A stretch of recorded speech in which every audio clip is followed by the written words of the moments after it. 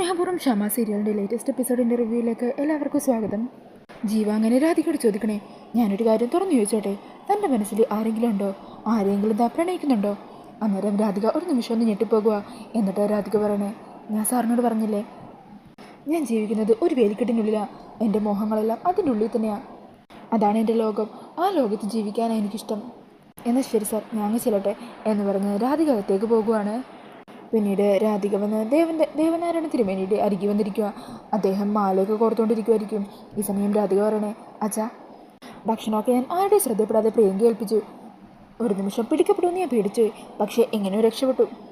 പിന്നെ പ്രിയങ്ക ഉണ്ടാക്കിയതാണെന്ന് പറഞ്ഞ് ഭക്ഷണം എല്ലാവർക്കും ഒത്തിരി ഇഷ്ടമായിട്ടുണ്ട്. അവരെല്ലാവരും ഭക്ഷണത്തെക്കുറിച്ച് നല്ല നല്ല കാര്യങ്ങളാണ് പറഞ്ഞത്. പ്രിയങ്കയ്ക്ക് ഒത്തിരി സന്തോഷമായി. ഈ സമയം ദേവൻ പറയണേ, മോളുണ്ടാക്കിയ ഭക്ഷണത്തിനെക്കുറിച്ച് ആരും കുറ്റം പറയില്ലെന്ന് അച്ഛൻ ഉറപ്പായിരുന്നു. പ്രിയങ്കയ്ക്ക് പകരം മോളായിരുന്നു ആ വീട്ടിലെ മരുമകളായിട്ട് കയറിച്ചില്ലെന്നെങ്കിൽ എനിക്ക് ഒരു ടെൻഷനും ഉണ്ടാവില്ലായിരുന്നു. കാരണം മോളുടെ അത്ര നല്ല സ്വഭാവമാണ്. അവർക്കെല്ലാവർക്കും മോൾ ഇഷ്ടപ്പെട്ടവളായി മാറും. എന്നാൽ പ്രിയങ്ക അങ്ങനെയല്ലല്ലോ. അവൾക്ക് എങ്ങനെ, ഏത് സമയത്ത് എന്ത് എല്ലാവരോടും പറയണം എന്ന് പോലുള്ള കാര്യം വ്യക്തമായിട്ട് അറിയില്ല. അവൾ എന്തെങ്കിലും കുഴപ്പമുണ്ടാക്കും എന്നുള്ള ടെൻഷനാണ് എനിക്കെപ്പോഴും. പിന്നെ ആ വീടിൻ്റെ ചിട്ടവട്ടങ്ങളുമായിട്ട് അവൾ ഇതുവരെ പൊരുത്തപ്പെട്ടും കഴിഞ്ഞിട്ടില്ലല്ലോ. അന്നേരം രാധിക പറഞ്ഞേ, അതൊക്കെ ശരിയാകുമെന്നേ. എന്താണെങ്കിലും പ്രിയങ്ക ഇന്ന് ആരുടെ മുമ്പിൽ നാണം കിട്ടില്ലല്ലോ. അന്നേരം ദേവൻ പറയണേ, അതൊക്കെ എത്ര നാൾ, മോൾക്ക് എത്ര നാൾ ഇതുപോലെ ഭക്ഷണം ഉണ്ടാക്കി അവിടെ ആരുടെയും കണ്ണിപ്പെടാതെ കൊണ്ടുപോയി കൊടുക്കാൻ പറ്റും? അന്നേരം രാധിക പറയണേ, അതൊന്നും സാരമില്ലല്ലേ. സാരമില്ല അച്ഛാ, നമ്മുടെ പ്രിയക്ക് വേണ്ടിയിട്ടല്ലേ. പിന്നെ ഇനി ഇടയ്ക്കൊക്കെ നമ്മുടെ വീട്ടിൽ ഭക്ഷണം ഉണ്ടാക്കുമ്പോൾ അവളെ വീഡിയോ കോളിലൂടെ കാണിച്ച് അതൊക്കെ ഞാൻ പഠിപ്പിച്ചു കൊടുത്തോളാം. അങ്ങനെ അവർ സംസാരിച്ചുകൊണ്ട് നിൽക്കുന്ന സമയത്തായിരിക്കോട്ടെ ജീവയും അവരുടെ അടുത്തേക്ക് വരുന്നത്. ഇതാ സിനിമാക്കാരനല്ലേ മോളെ എന്ന് ചോദിക്കുവാണ്ടോ രാധികയോട്. അന്നേരം രാധിക അതേന്ന് പറഞ്ഞിട്ട് കുറച്ചങ്ങ് മാറി നിൽക്കുവാണ്. ഇതാര് സാറെന്താ ഈ വഴിക്കൊക്കെ?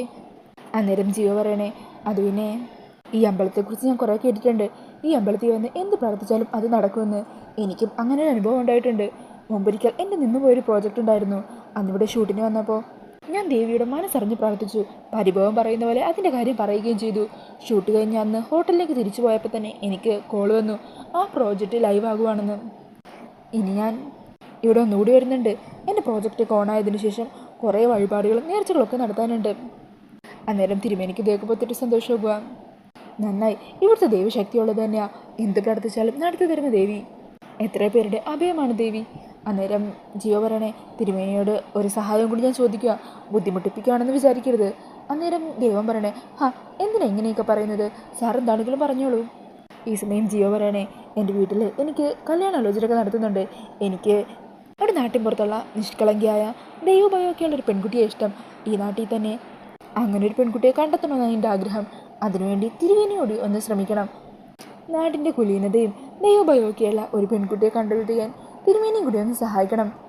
അന്നേരം ഇതൊക്കെ കേൾക്കുമ്പോൾ രാധിക വല്ലാണ്ടാകുവാണ് കേട്ടോ. ഈ സമയം തിരുമേനി പറയണേ, അതിനെന്താ, സാറിന് ഈ നാട്ടിൽ നിന്ന് തന്നെ ഒരു പെൺകുട്ടിയെ വിവാഹം കഴിക്കാൻ യോഗം ഉണ്ടെങ്കിൽ അത് അങ്ങനെ നടക്കും. നന്നായി മനസ്സുരിങ്ങി വിളിച്ചോളൂ. അങ്ങനെ ജീവ പ്രാർത്ഥിക്കാനായിട്ട് നടയിലേക്ക് പോകുക. ഈ സമയം രാധികയോട് തിരുമേനി പറയണേ, മോളെ ഞാനെന്നാ കാവിലേക്ക് പോയിട്ട് വരാം, മോളീ മാല ബാക്കി ചെയ്തോ. അങ്ങനെ തിരുമേനി അവിടെ നിന്നും പോകുവാണ്. രാധിക അങ്ങനെ മാല കൊടുത്തോണ്ടിരിക്കുമായിരിക്കും. ഈ സമയം പ്രാർത്ഥിച്ചു കഴിഞ്ഞ് ജീവ രാധികയുടെ അരികിലേക്ക് എത്തുക.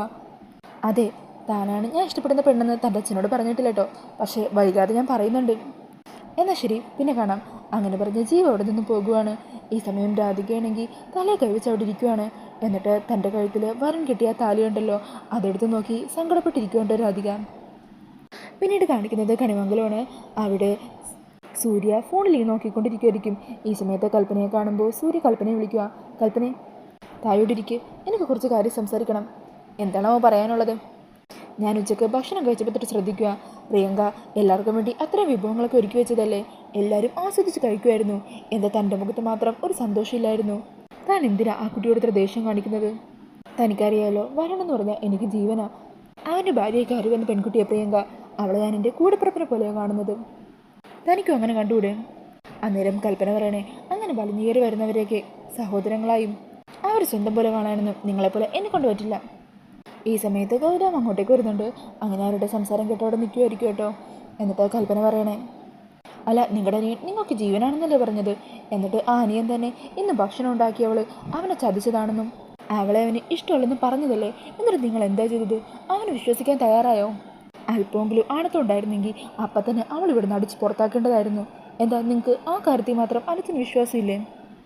കൽപ്പനെ എന്ന് സൂര്യ വിളിക്കുമ്പോൾ കൽപ്പന പറയണേ, എന്തേ നിങ്ങൾക്ക് ഇഷ്ടപ്പെട്ടില്ല? അതെ, അവളുമായിട്ട് ഒരിക്കലും എന്നെ കൂട്ടിക്കെട്ടാൻ നോക്കണ്ട. ഞാൻ ഈ കളിമംഗലത്തെ മൂത്ത മരുമകളാ. അവളേക്കാൾ സ്ഥാനം അവകാശങ്ങളൊക്കെ എനിക്കുണ്ട് വീട്ടിൽ. ഇപ്പോഴത്തെ വന്നു കയറിയപ്പോൾ ആർക്കും എന്നെ വേണ്ട. എനിക്കിപ്പോൾ കറിവേപ്പിലയുടെ വിലയാണ് ഈ വീട്ടിലും. ഒന്നുമില്ലെങ്കിലും ഈ വീൽ ചെയറിലായിട്ടും നിങ്ങളിപ്പോഴും ഞാൻ എൻ്റെ ഭർത്താവെന്ന് പറഞ്ഞു തന്നെയാണ് കൊണ്ട് നടക്കുന്നത്. പക്ഷെ നിങ്ങൾക്കെല്ലാവരും വന്നു കയറിയ അവളോടാണല്ലോ കൂറും. നിങ്ങളുടെയൊക്കെ മനസ്സിലിരിപ്പ് എന്താണെന്ന് എനിക്കറിയാം. വീൽ ചെയറിലാണെങ്കിലും നോട്ടം എങ്ങോട്ടാണെന്നൊക്കെ എനിക്ക് മനസ്സിലാവുന്നുണ്ട്. അതേക്കുമ്പോൾ സൂര്യക്ക് വീണ്ടും ദേഷ്യം വരിക. കൽപ്പന, നീ എന്തൊക്കെയാണ് പറയുന്നത്? അന്നേരം കൽപ്പന പറയണേ, നിങ്ങൾ അലറണ്ട. ഈ വീൽ ചെയറിൽ ഇരിക്കുന്ന നിങ്ങളെപ്പോഴും ഇങ്ങനെ സഹിക്കുന്നതേ ഈ കൽപ്പനയുടെ പിച്ചയായിട്ട് കരുതിയാൽ മതി. കണിമംഗലംകാർക്കുള്ള എൻ്റെ പിച്ച. ഇത് കേട്ടിട്ട് അങ്ങോട്ടേക്ക് ഒരു കൂടെ പരമേശ്വരൻ, കൽപ്പനെ, കുറേ നാളായി ഒളിഞ്ഞു മറിഞ്ഞുമൊക്കെ നീ പറയുന്നത് ഞാൻ പലതവണ കേൾക്കുന്നു. അന്നേരം സൂര്യ പറയുന്നുണ്ട്, അച്ഛ ഒന്നുമില്ല അച്ഛ. അന്നേരം പരമേശ്വരൻ പറയണേ, സൂര്യ നീ മിണ്ടണ്ട. ഞങ്ങളുടെ സൂര്യക്ക് ഒരപകടം പറ്റി വീൽ ചെയറിലായി.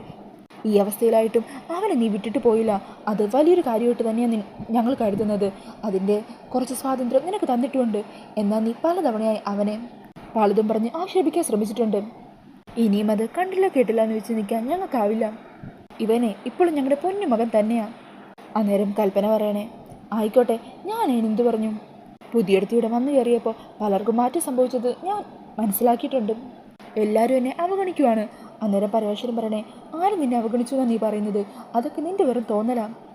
അന്നേരം കൽപ്പന പറയണേ, തോന്നലാണ് പോലും. അല്ല, അച്ഛൻ എന്താ വിചാരിച്ചു വെച്ചിരിക്കുന്നത്? ഇവിടെ വന്നു കയറിയിട്ടുണ്ടല്ലോ എടുത്തി. അവളുമായിട്ട് വരൻ ഇതുവരെ ഒന്നിച്ചൊരു ജീവിതം തുടങ്ങിയിട്ടേ ഇല്ല. എല്ലാം നിങ്ങളുടെയൊക്കെ മുമ്പിലുള്ള അഭിനയം മാത്രമാണ്. വരന് അവളോട് വെറുപ്പ് മാത്രമേ ഉള്ളൂ. അവൻ പറഞ്ഞിട്ടുള്ളതാ അവൻ ഇഷ്ടപ്പെടുന്നത് വേറെ ഏതോ പെൺകുട്ടിയാണെന്ന്. അധികം വൈകാതെ അവൻ ആ പെൺകുട്ടിയെ കണ്ടെത്തി ഈ വീട്ടിലേക്ക് കൊണ്ടുവരും. അന്നച്ഛൻ എന്ത് ചെയ്യും? ഇവിടെയുള്ള പുണ്യവതിയായ മരുമകളോട് അച്ഛൻ എന്തു പറയും? മിക്കവാറും അധികം വൈകാതെ അച്ഛൻ്റെ അടുത്ത മകനും കൂടി വീൽ ചെയറിലാകും. മിക്കവാറും ഒരു പെൺകുട്ടിയെ ചതിച്ചതിൻ്റെ പേരിൽ നാട്ടുകാരെല്ലാവരും കൂടി അവനെ തല്ലിക്കൊന്ന് അവസ്ഥയിലാക്കും. അങ്ങനെ ഇപ്പോൾ കാര്യങ്ങളുടെ പോക്കൊക്കെ. അതൊക്കെ കേൾക്കുന്നത് പരമേശ്വരനൊക്കെ തകർന്നു പോകുവാണ്. അങ്ങനെ നെഞ്ചുവേദന വന്ന് ബോധം പറഞ്ഞ് വീഴാൻ തുടങ്ങുമായിരിക്കും കേട്ടോ. ഇത് കണ്ട് സൂര്യ ടെൻഷനാകുക. വരണേ, ഓടിവാ അമ്മേ എന്നൊക്കെ പറഞ്ഞ് എല്ലാവരെയും വിളിക്കുവാണ് സൂര്യ. അങ്ങനെ അമ്മയും വരണമൊക്കെ അങ്ങോട്ടേക്ക് ഓടി വരുക. എന്താ പറ്റിയത് അച്ഛാ? പ്രിയങ്ക അങ്ങോട്ടേക്ക് ഓടി വരുവാണ് കേട്ടോ. അങ്ങനെ അച്ഛനെ സോഫയെ കൊണ്ടുവന്നിരുത്തുവാണ്. വെള്ളമൊക്കെ എടുത്ത് കൊടുക്കുവാണ് കേട്ടോ പത്മിനി. ഈ സമയം പ്രിയങ്ക വരണേ, അച്ഛാ എന്താ പറ്റിയത്? ഒന്നുമില്ല മോളെ, ഒന്നുമില്ലഞ്ഞിട്ടാണോ ഇങ്ങനെ? നമുക്ക് ഹോസ്പിറ്റലിൽ പോകാം. അങ്ങനെ വെള്ളമൊക്കെ കുടിച്ച് കഴിയുമ്പോൾ കുറച്ച് ആശ്വാസമാകുവാണ്. ഈ സമയം പത്മിനി വരണേ, നമുക്കൊന്ന് ഹോസ്പിറ്റലിൽ പോകാമെന്നേ. വേണ്ടടോ, എനിക്കിപ്പോൾ ഒരു കുഴപ്പമില്ല. മോളുണ്ടാക്കിയ പായസം ഹലുവയൊക്കെ കുറേ കഴിച്ചതല്ലേ, അത് കാരണം ഷുഗർ ഷൂട്ടപ്പ് ചെയ്തതായിരിക്കും. ഇപ്പം പ്രത്യേകിച്ച് എനിക്കൊരു കുഴപ്പമില്ല. അന്നേരം വരണവും അമ്മയൊക്കെ വീണ്ടും നിർബന്ധിക്കുന്നുണ്ട്. എന്നാൽ ഹോസ്പിറ്റലിലൊന്നും പോകണ്ടെന്നാട്ടോ പറയുന്നത്. ഈ സമയം ചോദിക്കണേ, എന്നാലും വല്യച്ഛനത് എന്ത് പറ്റി പെട്ടെന്ന് അസുഖം കൂടാനായിട്ട്? എന്തോ ടെൻഷൻ ഉണ്ടായിട്ടുണ്ട്. പിന്നീട് കാണിക്കുന്നത് കൽപ്പന അതൊക്കെ കണ്ട് സന്തോഷത്തോടെ മാറി നിൽക്കുകയാണ്. ഈ സമയം ഇളയമ്മയും ഗൗതമും കൽപ്പനയുടെ അരികിലേക്ക് വരുവാൻ. എന്നാലും ഏട്ടൻ എന്താ പെട്ടെന്ന് ഒരു തളർച്ച തോന്നിയത്? എന്തായിരിക്കും അതിൻ്റെ കാരണം? അന്നേരം ഗൗതം പറഞ്ഞേ, കാരണം കൽപ്പന തന്നെയാ. കൽപ്പന പറഞ്ഞ കാര്യങ്ങൾ കേട്ടിട്ടാ അങ്ങൾ തളർന്നു വീണത്. ഞാൻ വിചാരിച്ചെന്നത്തോടെ കാറ്റ് പോകുമെന്ന്.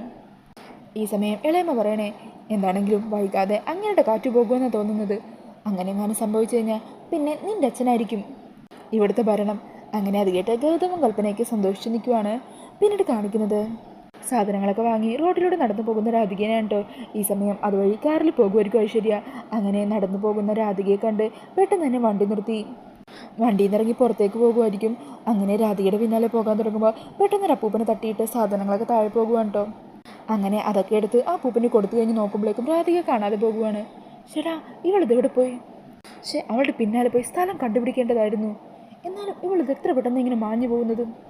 പിന്നീട് കാണിക്കുന്നത് ഐശ്വര്യ ടെൻഷനോടെ വക്കീലിൻ്റെ മുമ്പിൽ ഇരിക്കുന്നതാണ്. എന്നിട്ട് ഐശ്വര്യ പറയണേ, ഇന്ന് ഞാൻ കണ്ടു ആ ശ്യാമയുടെ മകളെ. ശ്യാമയുടെ തനിപ്പകർപ്പ് തന്നെ. നിങ്ങളൊക്കെ പലതവണ പറഞ്ഞപ്പോൾ ഞാനും കരുതിയത് ചിലപ്പോൾ ഇതൊക്കെ എൻ്റെ തോന്നലാകുമെന്നാ. പക്ഷേ ഇന്ന് ഞാൻ വീണ്ടും അവളെ കണ്ടു. ഇപ്പോൾ എനിക്ക് ഉറപ്പായി അവൾ ആ നാട്ടിൽ തന്നെ ജീവിച്ചിരിപ്പുണ്ട്. ഈ സമയം വക്കീൽ പറയണേ, ഐശ്വര്യ തന്നെയല്ലേ പറഞ്ഞത് ആ കുട്ടി ശ്യാമയുടെ അതേ പകർപ്പാണെന്ന്? ശ്രീകൃഷ്ണപുരത്താണെന്ന് മനസ്സിലാക്കി.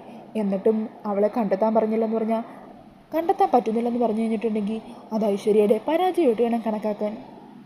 അങ്ങനെ പറഞ്ഞു നിൽക്കുന്ന ആ ഒരു സീൻ കാണിച്ചുകൊണ്ടാണ് ഇന്നത്തെ എപ്പിസോഡ് വരുന്നത്. അപ്പോൾ ഈ ഒരു റിവ്യൂ ഇഷ്ടമായിട്ടുണ്ടെങ്കിൽ മറക്കാതെ വീഡിയോ ഒന്ന് ലൈക്ക് ചെയ്യണേ.